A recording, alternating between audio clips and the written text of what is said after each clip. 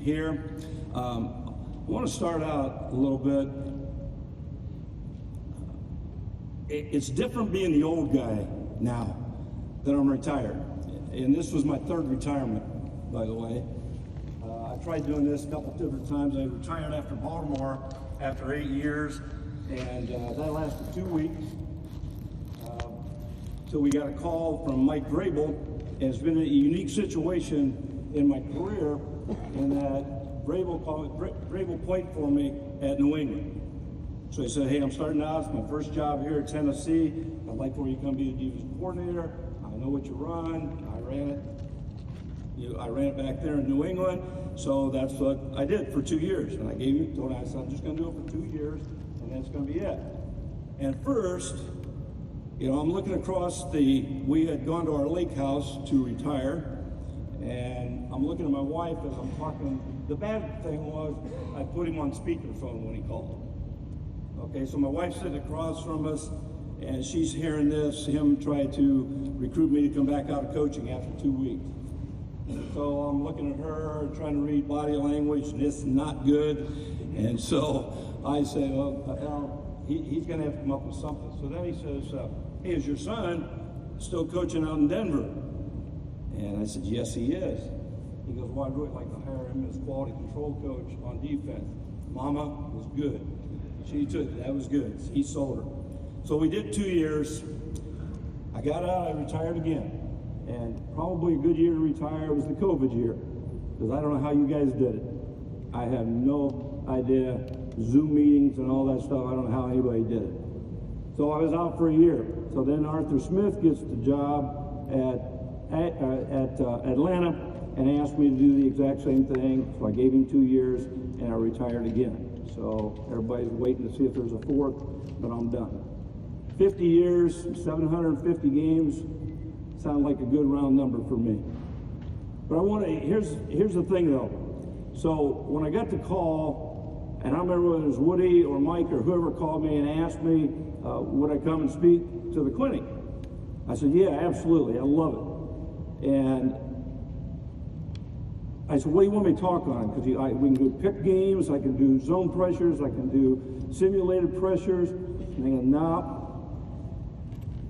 I have a tendency when I had the media, my press day every week, when you're 73 years old, you have a tendency to say whatever the hell you want to say. What are they going to do to me? I mean, what the hell? Somebody got to say it. Might as well be me. Young guy's going to get fired, so it doesn't really matter. I've already retired twice, so what the shit? I'll retire again. So I went off a couple times this last year in a couple press conferences. So Dabo said, that's what I want you to talk about. Because really the question that came up in the press conference was about young players and how they feel entitled. And, they're not the same as they used to be. Shit, no, nobody's the same as they used to be. So I took it from, there's no way I'm going to stand in a press conference and talk about young players being entitled with the players watching the press conference. I got to walk back in and talk to the players after I just said, you guys are all damn entitled. No, that ain't going to happen. So I directed it towards coaches, young coaches. And so I talked a little bit about that. So then Mike and these guys and Woody, they said, well, that's what we want you to talk about. This is the first clinic I have ever talked not about defensive football. Out of my 50 years, 44 of those years, I've been a defensive coordinator. So I've always talked about something on defense. So please bear with me. So now I'm the old guy talking philosophy and coaching and all that kind of stuff. So I've really been thinking hard on this one and thinking, I'm not going to go in there and I'm not going to be the old fogey that stands up there and says, by God, back in the old days, we did this and we did that. That's not what you young guys want to hear. But yet there's a part of me that says that the young guys, there's a lot of young coaches that send me resumes and call or talk to me and say, how can I get to the NFL? How can I get to college? Whatever you want to do. And there's nothing wrong with setting goals, but there's also some things about doing it the right way. And you're going to have to bear with me because I'm going to tell you what I think. because I got the podium. So I got my chance to talk. So I'm going to tell you what I think. The best way I can explain things to you is to give you a little bit about my career of 50 years. When I started out as a head high school coach, that's all I ever wanted to be. I had no ambition of college. I had no ambition, certainly, of the NFL. I had all these preconceived ideas of what college players were like. Just like when I was in college, I had all these preconceived ideas of what NFL players were like. And none of it's true. None of it's true. They're people. They're players. You're the coach. It doesn't matter whether I coached Ray Lewis or whether I coached Dusty Tyson at Elmwood High School. You're the coach. That's what you do. They're going to listen to you. Everybody thinks that, like when you coach Ray Lewis, well, he already knows. No, he doesn't know it all. And it's wrong for me to assume as his coach that he does know it all. I hope that if somebody walked into our defensive room last year in Atlanta, they would see the same guy that's coaching now that coached 50 years ago, 40-some years ago. Smarter, hopefully. But the point is that hopefully I haven't changed. But I started out as a head high school coach. Actually, I take that back. Deb and I were talking. Here's how bad the high school was that I was at. So I got hired without ever meeting the head coach. So he had a little summer deal, and he says, we're going to get together over at our house, have a few beers, and you can meet the staff. So I go over there. I walk in there. This is an eye-opening experience. Of course, I go in there, shirt and tie. I'm looking, I'm trying to impress. This was not the group to impress. There were a lot of beer cans on the porch when I walked up. I should have known right then it was going to be a little different. So anyhow, by the time we got done with the first meeting, I was a defensive coordinator. I hadn't even been to the high school yet. I hadn't even met anybody, and all of a sudden I got a promotion. He goes, oh, hell, you know more than some of these guys do, so you can be the coordinator. Shit, I just got out of college. I just playing in the men's basketball league in the winter. Hell, I don't know what I'm doing. Next year, I get a knock on the door. I'm down teaching English class. Here's the principal and the superintendent standing at my door. I go, shit, this ain't good. this can't be good. Because I knew Joe, the head coach, was about ready to quit. I mean, they've gone 15 years without a winning season and never had won more than 3 games in the season. So things were dismal. So I see that knock at the door and I go, oh shit. 1 year in high school and I'm out the door. The guy, and the principal looks at me and says, hey, you want to be the head coach? I said, you going to interview anybody? He goes, no, not if you want it. That's how bad you know it's bad when they ain't even going to interview anybody. So anyhow, to make a long story short, I stay there 6 years. We have an 8-2 season, a 9-1 season at the end. I have a player go to the University of Findlay, a freshman running back. He makes All-American. I get to meet the head coach down there. He comes back and says, hey, you ever thought about coaching college football? So I said, no, not really. But I lived in Findlay.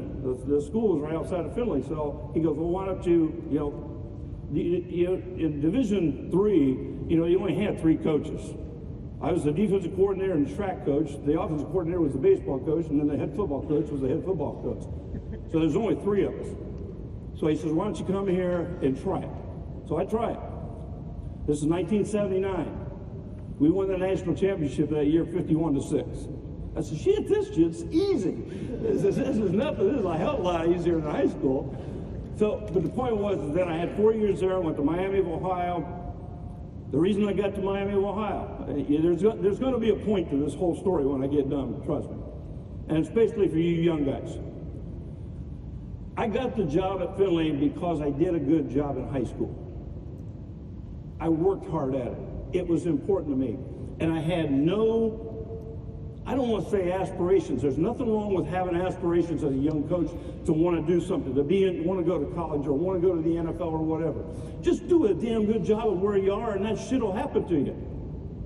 Quit worrying about your damn resume. It doesn't matter. They get put in a drawer. Somebody needs to know about you.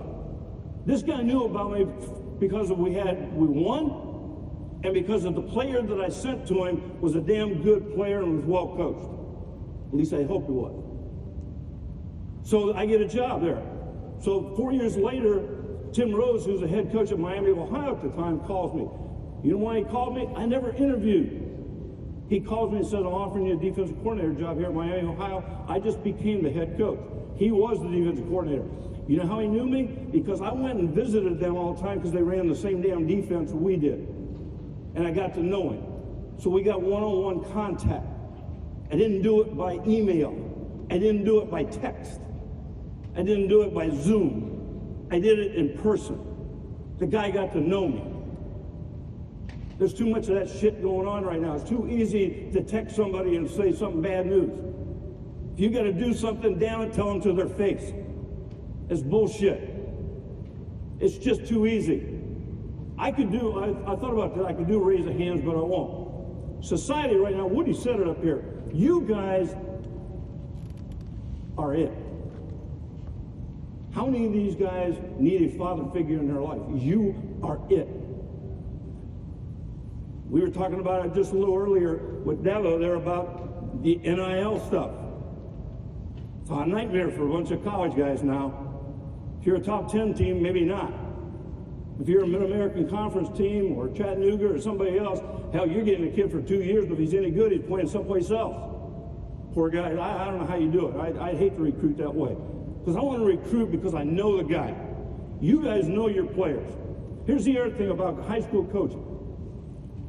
In 2012, I'm going to be jumping around a little bit. 2012, I'm defensive coordinator of Baltimore Ravens. We won the Super Bowl that year. What people don't know that year is that everybody, Ray Lewis missed 10 games. Terrell Suggs missed 8. Those are 2 pretty good players. We went through 6 starting corners that year and made it and won the Super Bowl. Every week I had to come up with a different game plan because we had a different corner. I got Jimmy Smith out here who can play bump and run. Now he's out, and I bring in some other guy that can only play cover 2. Well, you know, I can be stubborn and be a coach saying that's not my scheme. We're going to play man cover. You got to get up there and bump and run. That's bullshit. I'm the coach. I got to adapt to what they can do. You know where I learned that? Right there sitting in your seat. I used to go to clinics all the time. Especially being in Ohio, we went to the Michigan clinic one week, and then we went down to the Ohio State clinic. We just never told anybody we went to the other one, so we didn't get beat up. But the point was is that you go down there and listen to everybody talk about, well, I got a guy, this guy runs 4-4, and he does this, and we do this, we can scheme here, we scheme. No shit. Excuse my language, I'm sorry. I ain't got a guy who runs 4-4. I got a corner out there who runs 5 flat. I got to get the guy to cover. I can't have him backpedal. You don't know how. I have him shuffle. I told our secondary coach last year we had a corner across from A.J. Terrell. Now he couldn't backpedal. He could backpedal. He couldn't transition. I said, so why don't you just open his hips and have him shuffle out? He's already transitioned. Where do you think I learned that? Sitting in your seat. Because we ain't got guys like that. Guys get so, it does bother me about the NFL, and I spent 18 years in it, that it's always like, hey, if this guy can't do it, let's go find another one. Get rid of him, trade him, move on. How about teach the guy? How about find out if the guy can actually do it? That's what high school coaching does for you. And the other part of high school, and that's really what I want to talk to you about up here, before I get going too crazy. You are so damn important in society now more than ever. This world's in a mess now, in a lot of ways. Somebody got to fix it. I made it on said one of my press conferences one time. I got home one night, and I was watching the election in Atlanta. And my man Herschel Walker was in it, and I can't even, somebody else. I could really care less about Democrats, Republicans, whatever. How about what's right? But all they did in both commercials was badmouth the other guy. How about what the hell are you going to do to fix shit? How are you going to do it? Well, how about talking about that stuff? That's what we come down to? That's what everybody listens to? And which guy's worse than the other guy? Well, what can you do? And so the next day I had a press conference. Well, I got to be careful, you know, you got to be politically correct, so they say. So I got asked a question. I said, you know what would be good about this country? Have football coaches run all the damn stuff up there. Have the president be a football coach, have the vice president be a football coach, and we get this shit right. And of course, I got blasted for that one, but that's the truth. You guys are the heart and soul. You're going to save this. You're going to save people. And that's what I want to talk to you, young coaches. And I'm going about it here, but I want to talk to you a little bit about this. What's really important? And if you think I'm going to sit here and say, well, one of these I'm okay, you're okay speeches where winning's not important, that's bullshit. Winning's real important. We need to learn how to compete. We need to learn how to win. You need to learn how to lose. That's part of winning. Yeah, I've been in 2 Super Bowls. Been in 3, won 2 of them. And the only one I lost, we were 18-0 when we played in the damn thing. We lost 17-13. So that one will haunt me forever. The point of it is that the thing, there's 3 things that I'm most proud of in my 50 years of coaching. One, I was never fired. That's in college and pros. I'm very fortunate. I've never been fired. I have never applied for a job. In all of them, everyone was a phone call. I never even wrote a resume. I didn't even have a resume. I never needed one until George O'Leary screwed up, and then I had to give somebody at the college I was at my resume, and I had to write one up. I never applied for a job. I was happy with the job that I had. And I loved the job that I had.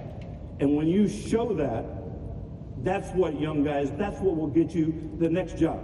Not writing letters and resumes. People will get you the jobs. The last thing is that I'm most proud of, I have never had an altercation with a player. Have I yelled at him and screamed at him? Oh, hell yeah. But I ever felt like if he got to the point where he had to turn back and it got ugly, that was my fault. I didn't handle the situation right. And the reason that you can handle it right is when you know about them. You guys know about your players because you live with them. They're in your community. You know their parents. You know, sometimes you don't want to know their parents, but so you know their parents. But you know about them. You know how they learn. Everybody doesn't learn the same way. You can't hand me a computer printout and I know what it says. I don't. I do all my own cut-ups. Have all my life.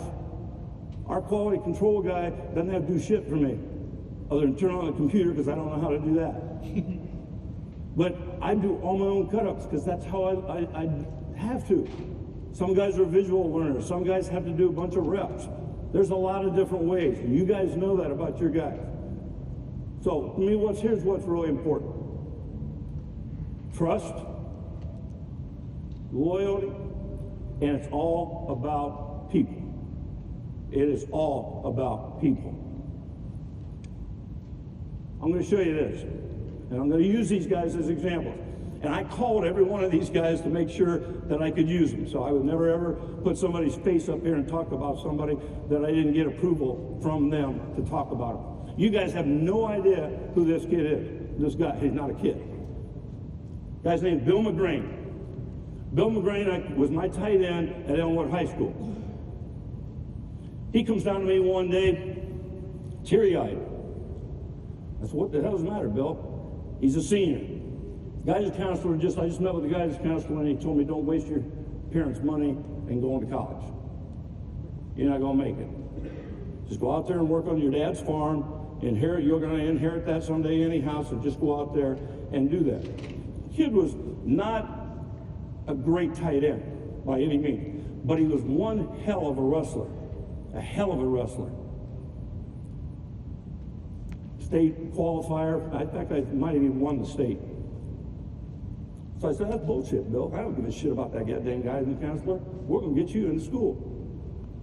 So we found his grades were average. So we found this school called Southwest Michigan College. Didn't even have football, but they had wrestling. So we got him in. Guess what? You guys know where the story's going. made academic All-American at Southwest. Transferred to a little school called Ashland College. Now it's Ashland University in Ohio. Became an All-American in wrestling. That guy right there, 30 years later, all-time winningest high school wrestling coach in the state of Ohio. All time. 300 and some wins in 27 years. And some asshole told him he couldn't go to college. Couldn't do it. You guys know better than anybody else. And his parents didn't know. Dad's a farmer. Dad doesn't know. He doesn't know. You guys know. It doesn't matter whether it's inner city, farmer. It doesn't really matter where they're from. Sometimes they need somebody to give them some guidance that does know. Parents were great when I said, talk to them about the junior college. They didn't know. All they know is some guidance counselor over here told them, don't waste your money. That's being a high school football coach. That's being a coach. That's being more, hadn't anything to do with football. Had to do with what you guys' jobs are every day as teachers and as coaches.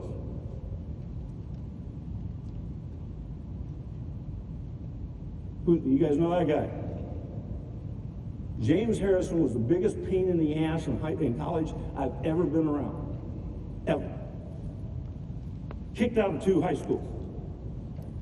I'm telling you this because I asked him if I could tell you this. Was a prop, 48. Nothing to do with how smart or anything he was. It was effort. He had none. He was a great high school football player, and that was it. But always in trouble. I was his head college coach. Best defensive player in the league. Shit, he's MVP of the NFL one year as defensive. And I wouldn't play him. Wouldn't play him because he wouldn't go to school and he wouldn't do the things I asked him to do. And one day, he's an intimidating son of a bitch now. And when he stands there in front of me and I sit there at my desk and I said, okay, so who do you think's going to win this battle? You or me? I know you can kick my ass. That ain't really the problem here. The problem is you want to play, don't you? Yeah. Well, you ain't going to play. So I put him on what you call, everybody has study table, right? You probably have it in high school, but you have it in college a lot. He was on coach's table. He had to sit in my office every night for 2 hours, and the tutors and stuff came to him. I said, when you get a 3-point, you can get off of this. And when I hear that you did not miss a class for 2 weeks, I'll play you. Well, he changed. He changed. But somebody had to tell him and make him change. And it wasn't an ass chewing. I'm going to chew his ass. I wouldn't be here today.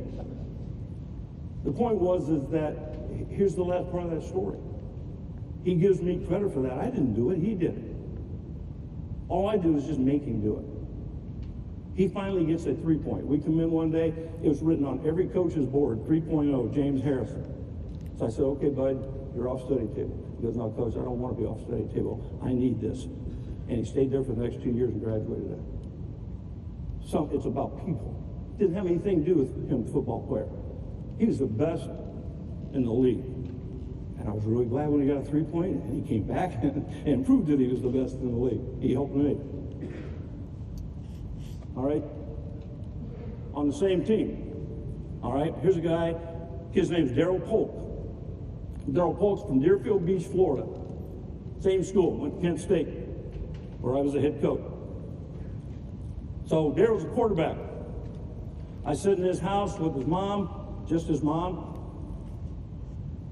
Dad wasn't around.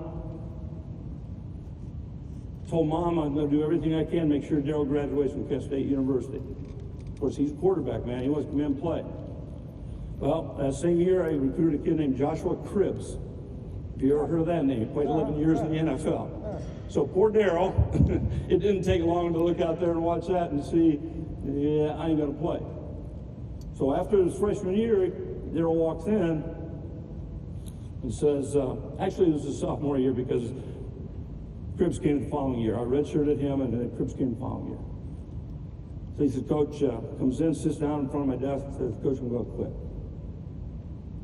Now, normally, as coaches, when a guy wants to quit, there's the door. Right? If you don't want to be here, I sure as hell don't want you to be here. I said, no, man, you ain't quitting. I won't let you quit. Well, if I transfer, no, I ain't letting you transfer. First of all, he wouldn't. I knew he's probably going to have a tough time playing anywhere. but he needed to be there. Stayed there. So I put him on kickoff team, put him on a kickoff return team, put him as a wide receiver out there with a neck roll and stuff, so you knew I was going to catch the damn ball. So the point of it is, long story short, second in command, FBI. Graduated from Kent State. What if I'd let him quit? What if he'd gone back to Deerfield Beach? What if that would have happened? What did that have to do with him playing football? Nothing. Young guys, get to know your players. You want to have success. That all the high school head coaches that are in here have success, know their guys. And they know all about them. They know what triggers them. They know how to help them. And isn't that our job? And isn't that our job in society? I don't care if I'm an NFL coach. That don't mean shit to me. I'm a high school coach, will always be a high school coach. That's what I am. This guy here, Jameel McLean. Nobody knows, he played beside Ray Lewis. Lived 2 years in a car with his mom in Philadelphia. I ain't taking any credit for him. Went to Syracuse, was undrafted, played 11 years in the league, played with us in the Super Bowl. When Ray was out, I moved him to Mike linebacker. When Ray came back, he went back to Will, didn't say a word. When Suggs was out, I moved him to Jack linebacker. He would do anything he wanted to do. You know who credits him? He's now the director of operations with the Baltimore Ravens. You know who he credits his turnaround to? His high school coach. Honesty. Young guys, you saw up there loyalty, trust, and honor, or loyalty and honesty. That's what builds trust. Just tell the guys the truth. I'll give you a great example. Now, I had 3 bosses in a row. I had Saban, then Holtz, then Saban again, then Belichick. There's got to be a place in heaven for me. Got to be. I mean, you shouldn't me. So, and the point of it is I learned something from all of them. I'm going to show you something in a second. Nick made a comment to me one time. So I'm recruiting Toledo, Ohio. I'm at the University of Toledo with Nick. A lot of you guys don't know Nick Saban started out there. He was the head coach at Toledo for 1 year. He goes 9-2. We get the AD out of getting his ass ripped, and we go 9-2 and win the league, and Nick goes to Cleveland. And there we sit as a coaching staff 9-2 going, oh shit, he ain't taking any of us with him now. What are we gonna do? So I told this story earlier. So the AD comes into me and says, hey, I want to make you the interim head coach while we have a search committee looking for a new head coach. I said, okay, I got to figure out how to play this one. So I said, okay, I'll do it. Don't have to even increase my salary. I don't need any increase in salary. Here's the deal. I will do it. I knew I had him more a rock and a hard place, so he didn't have a choice. So I said, here's what the deal. We were number 1 in the league on defense. We're 9-2. We won the league. Whoever gets the job cannot fire the defensive staff. Has to keep us. Says, yeah. So played it pretty good. So anyhow, the guy that got the job was a guy named Gary Pinkel. Pretty good college football coach. Great guy to work for. But Nick told me, so I'm recruiting Toledo. And the head coach at St. John's High School, which is a really good high school in Toledo, his son's a linebacker.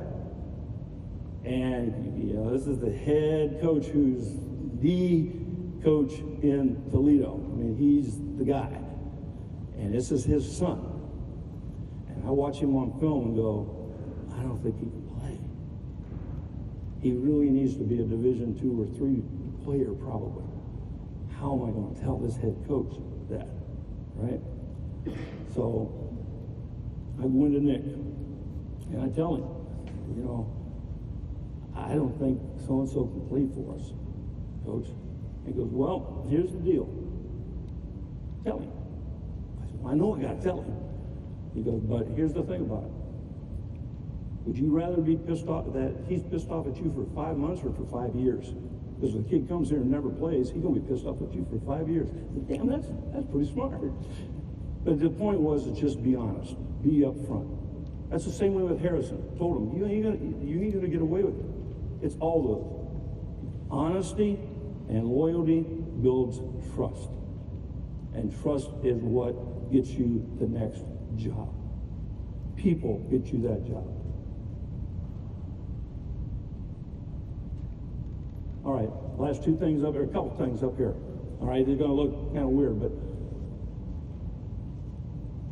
that circle right there, anybody in here know the name Jarrett Johnson? Anybody?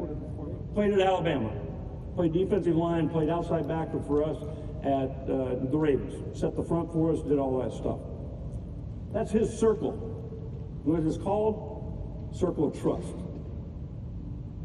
You come in every day. I even come in there every day as a defensive coordinator, seeing my initials were inside that circle. Because if your name, if your initials were not in that signal, that meant he couldn't trust you. And if he couldn't trust you, he run the team. Yeah, we'd all like to think Ray Lewis did it and Ed Reed did it and all those guys, because those guys are all the names you know, and they were great players, trust me. I love those guys. But this guy right here, a baller. He's the one that drew it up there, the circle of trust. Well, no coach that drew that up. I took a picture of it because I said, my initials are in there now. And I checked on it all the time, because that's, to me, it is all about trust. And the second thing is, it's called signal callers. And I know probably a lot of you do this. Every Wednesday morning, we put in our game plan. We're a little different, you know, in the NFL with the structure. You know, since we're not playing until Sunday, players don't even come in until Wednesday, and then we put in a game plan Wednesday morning, at least first, second down, or something like that. So every Wednesday morning before I meet with the defense, I would pick 4 guys on the team that I would bring into my office and sit down, and I would tell them the game plan prior to telling the whole defense the game plan. Because I knew if these 4 guys believed in it, then they were going to make sure the rest of those guys believed in it. Okay, because the last thing I want to do is be standing up there and I'm looking out there and I'm trying to always read body language, just like I'm trying to read you guys. Okay, and just saying, you know, I don't want to, you know, all of a sudden somebody give me one of these here. Okay, so I would talk to them and I would do the game plan. When I was at Baltimore, can you imagine, I'm sitting there and it's Ray Lewis, Ed Reed, Terrell Suggs, and Haloti Ngata. I should have taken a picture and framed it. I mean, because that's a hell of a group. That was the 4 guys that I had sitting there. And the point was that what I want to do is enable the players that the game plan is theirs, not just mine. I'll change things if you want them changed. You got to give me a reason, but I'm going to tell you what I want to do and why I want to do it. Not just like, hey, we're going to do this. Damn it, that's what I want to do. That's what we're going to do. There's a reason why I want to do it. I want to give you a great example, because it's going to go back to high school, my high school days. So we are in our Super Bowl run in 2012, and we're playing Denver and Peyton Manning. And so I sit these 4 guys down here, and I start to go through the game plan, and I said, okay, I want to do some stuff here, disguising wise and coverage. And I want the 2 corners have to do exactly the same thing, whatever they do. If one of them's pressed, I want the other one pressed. If one of them's off, the other one's off. Peyton reads everything. I want this to look exact. I don't give a crap about you safeties. He ain't even looking at you guys. Everybody thinks he reads the safeties. He doesn't. I asked him once at the Pro Bowl, and he shouldn't have told me, but he did, so now I know how the hell to play. So the point was, you 2 guys got to be the same. Well, we got one corner who is like a coach's kid. I mean, he's smarter than shit. He'll do anything, run through a brick wall for you. Now, I got another corner over here that ain't like that. Damn good player, but a little bit of a headache. But the reason is, the problem of it is, I kind of know why he's a headache, because I know his background. I took time to find out from this kid how he grew up and who kind of controls. He has a tough time looking at a coach and a male figure, authority figure. He has a hard time with it. So I'm not going to treat him the same way I treat Ed Reed and those guys. Some guys you can kick them in the ass, right? You can yell at them, scream at them, do whatever, cuss at them. And there's other guys you can't do that, they can't handle it. Doesn't mean they're not good players, you can't do it. Where did I learn that? High school coach. So I look out there and I tell these 4 guys, I said, okay, so here's the deal. I'm going to put so-and-so in charge of the disguise. Oh, Ed goes, oh, shit, coach, what the hell? Are you kidding me? Half the time he's fighting with his position coach. I said, no, Ed, listen to me. I'm smarter than you think I am. If I put the other guy in charge of doing it, do you think he'll do what the other corner does? Hell no, he's going to do whatever the hell he wants to do. So if I put him in charge, the other corner I know, who's the coach's kid, hell, he'll do whatever that guy does because I told him to do whatever he does. So the point of it is that two things. I'm going to get what I want. I know because I'm putting him in, but I'm telling you, Ed, watch the kid's face when I stand up in front of the defense this afternoon, and I tell everybody that here's how we're going to do it, and he's going to be in charge. They're all going to do the same thing you do. The rest of the team's going to go, oh, shit, what the hell, you lose your mind? Watch the kid. Chest pumped up. First time anybody's ever given him any authority about anything. Did it mean a whole lot? No, I don't even care. I don't care whether you press, play off, whatever. I just want you both to do the same thing. But I gave him enabled him a little bit to have something to do with the game plan.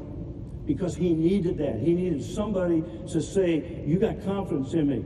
You believe in me, where nobody ever was. Secondary coach wanted to trade him. You know, he was a pain in the ass. For him, he was never a pain in the ass for me. But the difference is, get to know the guys.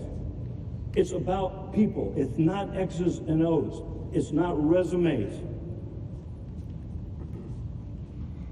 Loyalty. I'm going to put this up right now. There's my bosses. That's a pretty good group. Here's what I'll tell you. I would hope every one of those guys would say I was loyal as hell to them. When I was with Nick, Lou called me on the phone. I'd never met Lou Holt. Called Gary Pinkel and said, I want to offer Dean Pease the secondary job here at Notre Dame. I never met him. Didn't interview. Went right over, drove over from Toledo to Notre Dame the same day, 4-hour drive. All of a sudden I was an expert. As soon as I went across the Ohio-Indiana line, I became from stupid in Toledo to smart at Notre Dame. Next guy, then after I had Pinkel. All right, Belichick calls me, never interviewed. The reason John Harbaugh, I left, everybody said, why would you leave New England and go to Baltimore? Well, John Harbaugh played college football for me at Miami of Ohio. I thought, what a unique situation to be able to coach like Woody does. You know, Woody's coaching for a guy that's a former player of his, and I thought, what a unique situation in my lifetime to be able to go coach for a guy that I chewed his ass out not too many years ago. Great 8 years at Baltimore. I retired there. So, who hired me next? Mike Vrabel. What Mike Vrabel? How did I know Mike Vrabel? I coached him. How did I know Arthur Smith down there in the corner? Because I coached with him. There's not one of those jobs that I ever apply for the other job. Young guys, do what your head coach wants you to do. I don't care whether it's mow the damn grasses, which is what I did at Elmwood High School, line the damn field. There's no job too dirty for you. Do whatever you have to do and love doing it. And it'll show. It'll show your players. It'll show the loyalty to the head coach. And that, along with winning, is what's going to get you. And you know what? That's why you're going to win. Because players are going to run through the damn brick wall for you.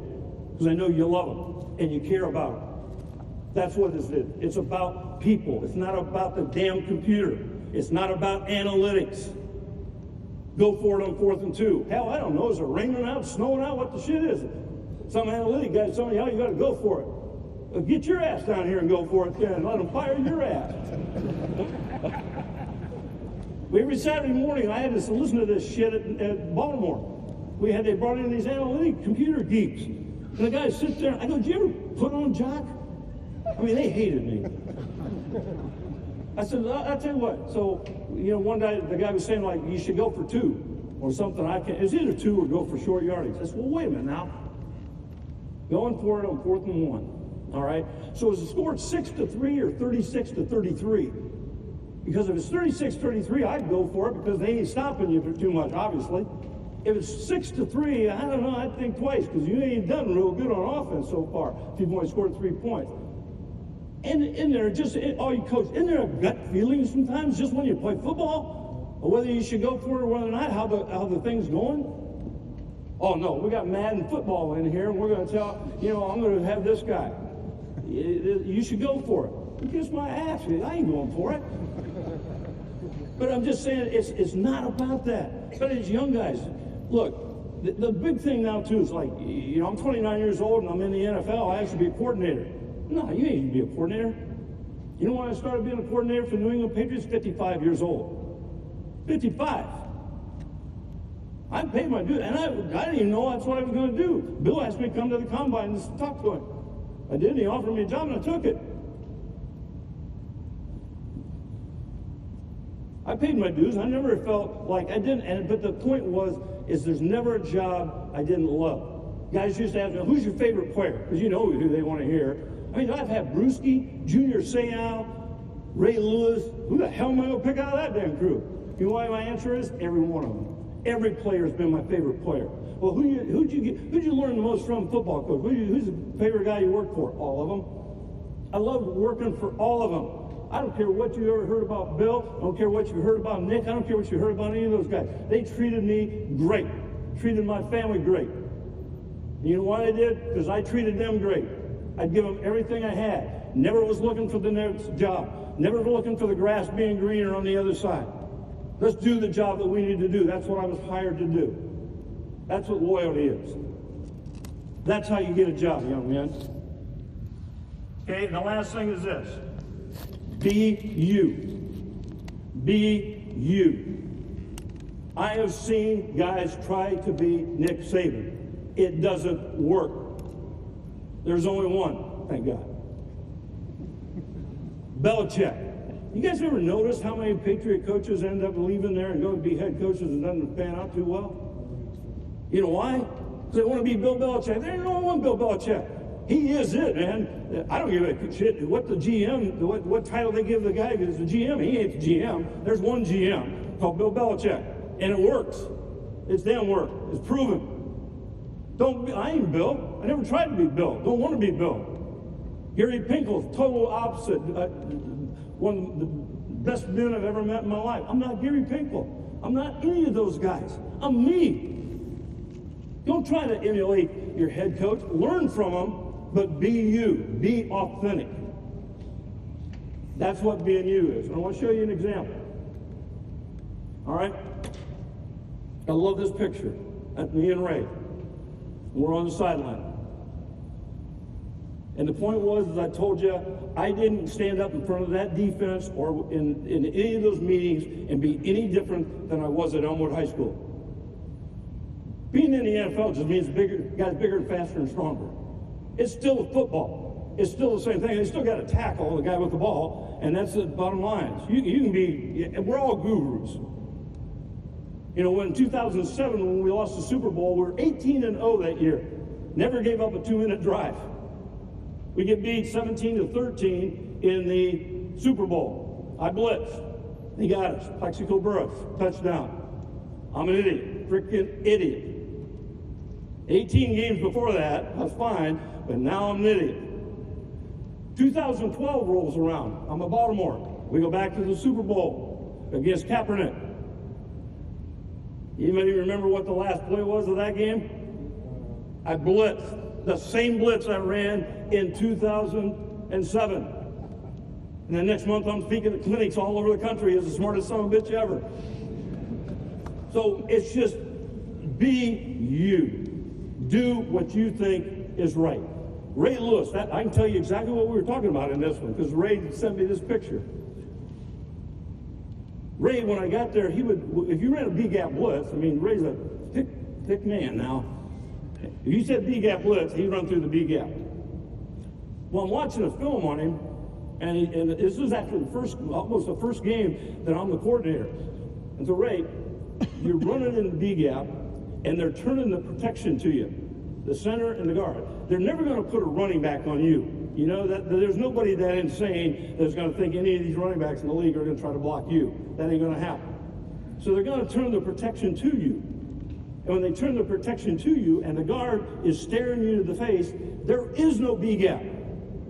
You're running into a brick wall. I'm going to always have a guy in the A-gap, usually Haloti, and he's going to be shooting that A-gap. All you got to do is read around. Quit trying to time it up. Let it happen, and when you see that guard stare at you, just read around. There's nobody in the A-gap.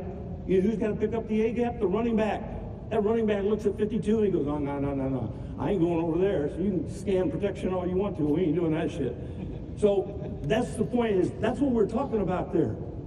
That's Ray Lewis. Now, if I had assumed it's because it's Ray Lewis and everybody said, oh, were you intimidated with him? Hell no. I just got done coaching Seau and Brewski and those guys. But Harrison intimidated me more than anybody else. No. That's in my job. My job as a coach. It's getting to know people. He respected me. And that's what I want to show you. So he sends this to me. I don't know if you guys can read this.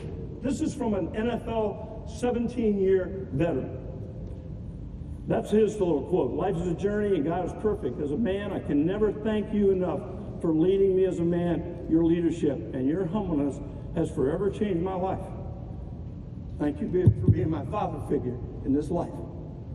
That's a 35-year-old man saying it to me. And it still chokes me up when I say it. There wasn't no high school kid. You treat them all the same, man. You want to get ahead in this business, in this profession, you guys are in the greatest profession there's ever been. I've never worked a day in my life. Been fun. 50 years of it, 750 games. But it's about people and relationships. And when it's all said and done, you see me ring, I got rings. You see me wearing anything? Nah, it ain't about those things. All these are the pictures that are hanging down the stairs in my basement. It ain't about the rings. It ain't about that. Am I proud of them? Oh, hell yeah. Damn right. I ain't gonna slight them in any way. I'm damn proud of them. But I'm more proud of this stuff right here. And the last thing I'll leave you with is this. Those are the memories. This is the one right here. This guy right here, his name's Dick Strom. Giving me my first college job. That's his 89th birthday 2 weeks ago. Our 1979 national championship team came back. I feel sorry for the guys now that aren't staying for 4 years in college, because those guys are a fraternity and will be a fraternity forever. The guys that I played college ball with and high school ball with are my friends for life. And now you go for 2 years and you transfer to somewhere else, to me, you quit. You quit. I have a hard time with it. I know I'm not supposed to say it that way. I know NIL's way above my pay grade bullshit. You make a commitment. I made a commitment to my wife. I make a commitment to a football coach that I work for. I make a commitment. That's who I want to be. I want to look in the mirror and I want to look at the guy that I'm looking at. Even though I'm ugly, I want to be able to look at that guy and respect what I do. I'm proud of what I did. I went back for that birthday. Those guys came back for his. He's won 4 national championships in Division II. He's won a shitload of games. Never got an opportunity to coach in the big time. Probably could have, probably should have, but he didn't. But he stayed there like 30 years there at Findlay, and all the young men that he has influenced in this life and the way they showed up there at that thing, that's what it's about. And the last thing is this. Yeah, this was a quote that I had said in one of the press conferences. I'm really, really grateful for the way that I did come up. It didn't happen overnight, but I'm just so grateful that I was a high school teacher to start with. That's my son that's with me. I've gotten a lot of awards and a lot of accolades and stuff. The number one award that I'm most proud of is I am a member of the Ohio High School Football Coaches Association. I'm in their Hall of Fame. I got inducted last year. That's what I'm proud of. Thank you guys for listening to me.